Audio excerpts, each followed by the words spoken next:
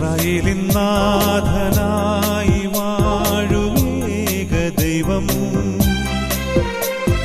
സത്യജീവമാർഗമാണു ദൈവം. മർത്യനായി ഭൂമിയിൽ പിറന്നു സ്നേഹദൈവം, നിത്യജീവനെ കിടുന്നു ദൈവം.